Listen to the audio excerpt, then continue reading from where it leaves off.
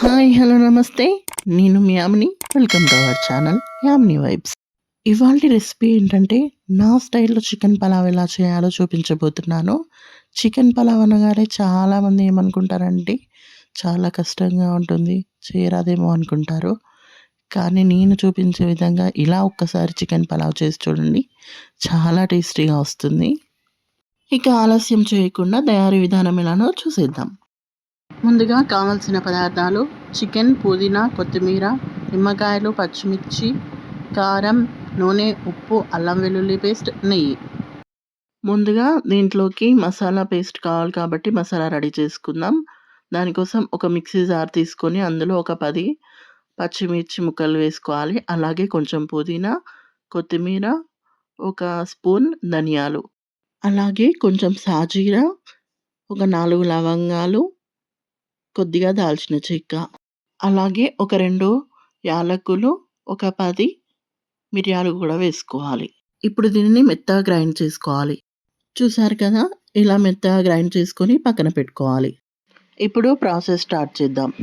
ఇప్పుడు చికెన్ని ఒక 1 స్పూన్ పసుపు, అలాగే 1 స్పూన్ సాల్ట్ వేసుకొని నేను వీడియోలో చూపిస్తున్న విధంగా ముక్కలకి పట్టే విధంగా కలుపుతూ మంచిగా శుభ్రం చేసుకొని పక్కన పెట్టుకోవాలి. ఇలా నీట్‌గా వాష్ చేసుకొని పక్కన పెట్టుకోవాలి. ఇలా పక్కన పెట్టుకున్న దాన్ని ఇప్పుడు మ్యారినేషన్ చేసుకుందాము. ఫస్ట్ అందులో ఒక 100 గ్రామ్స్ పెరుగు వేసుకోవాలి. పెరుగు వేసుకున్న తర్వాత 2 టేబుల్ స్పూన్స్ కారం వేసుకోవాలి. కారం వేసుకున్నాక రుచికి సరిపడా ఉప్పు వేసుకోవాలి. నేనైతే 2 స్పూన్స్ వేసుకున్నానండి. అలాగే 1 స్పూన్ పసుపు, కొద్దిగా అల్లం వెల్లుల్లి పేస్ట్, అలాగే ఒక గుప్పెడు పుదీనా, అలాగే కొంచెం కొత్తిమీర కూడా వేసుకోవాలి. ఇవన్నీ వేసుకున్న తర్వాత ఒక నిమ్మకాయ తీసుకొని అందులో రసాన్ని కూడా పిండుకోవాలి. ఇప్పుడు ఇందులో మనం ముందుగా గ్రైండ్ చేసి పెట్టుకున్న పేస్ట్ ఉంది కదా అండి, ఆ మసాలా పేస్ట్ కూడా ఇందులో వేసుకొని నేను వీడియోలో చూపిస్తున్న విధంగా ముక్కకి పట్టే విధంగా మంచిగా కలుపుకోవాలి. ఇలా చికెన్ని బాగా మ్యారినేట్ చేసుకున్న తర్వాత ఒక 1 అవర్ పాటు పక్కన పెట్టుకోవాలి. చికెన్ని మంచిగా మ్యారినేట్ చేసి పక్కన పెట్టుకున్నాం కదా, ఇప్పుడు రైస్‌ని కూడా వాష్ చేసుకుందాము. నేనైతే కేజీ చికెన్‌కి 3 గ్లాసెస్ రైస్ తీసుకున్నానండి. 3 గ్లాసెస్ రైస్ తీసుకుంటే కేజీ చికెన్‌కి సరిపోతుందండి. రైస్‌ని వాటర్‌తో ఒక 2 టైమ్స్ అయినా మంచిగా వాష్ చేసుకోవాలండి. ఇలా వాష్ చేసుకున్న దాన్ని ఒక హాఫ్ అన్ అవర్ పాటు నానబెట్టుకోవాలి. ఇప్పుడు స్టవ్ మీద బిర్యానీకి సరిపడా ఒక గిన్నె తీసుకోవాలండి. అది వేడెక్కిన తర్వాత అందులో కొద్దిగా నెయ్యి వేసుకోవాలండి. నెయ్యి వేసుకున్న తర్వాత అలాగే ఒక 2 టేబుల్ స్పూన్స్ ఆఫ్ ఆయిల్ వేసుకోవాలి. ఆయిల్ హీట్ అయిన తర్వాత నేను వీడియోలో చూపిస్తున్న మసాలాలన్నీ అందులో వేసుకోవాలండి. ఆ మసాలాలన్నీ నేను డిస్క్రిప్షన్‌లో ఇస్తానండి, కావాల్సిన వాళ్ళు స్క్రీన్ షాట్ తీసుకోవచ్చు. ఇప్పుడు వాటిని మంచిగా వేయించుకోవాలి.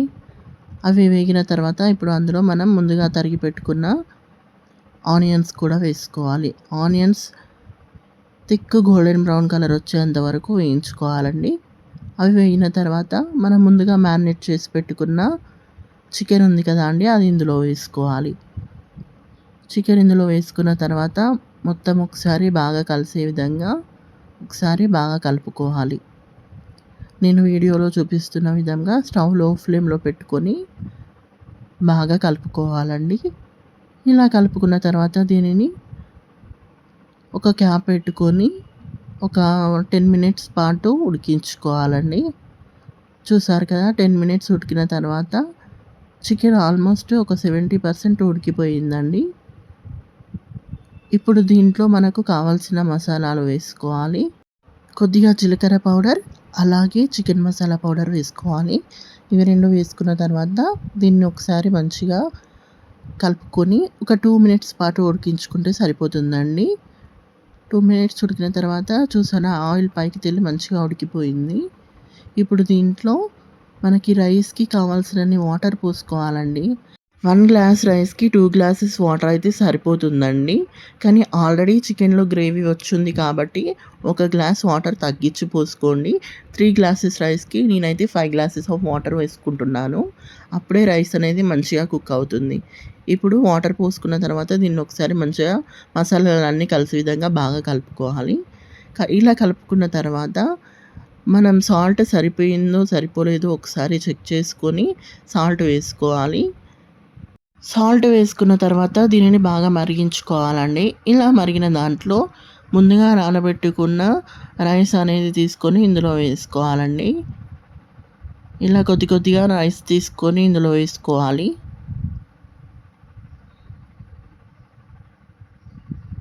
ఇలా రైస్ మొత్తాన్ని ఇందులో వేసుకోవాలండి. ఇలా వేసుకున్న తర్వాత దీన్ని మొత్తం ఒకసారి బాగా కలుపుకోవాలి.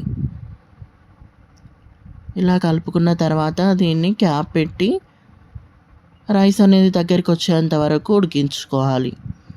రైస్ అనేది కొంచెం దగ్గరికి వచ్చిన తర్వాత సాల్ట్ మళ్ళీ ఒకసారి చెక్ చేసుకొని సరిపోకుంటే కొద్దిగా వేసుకోవాలండి.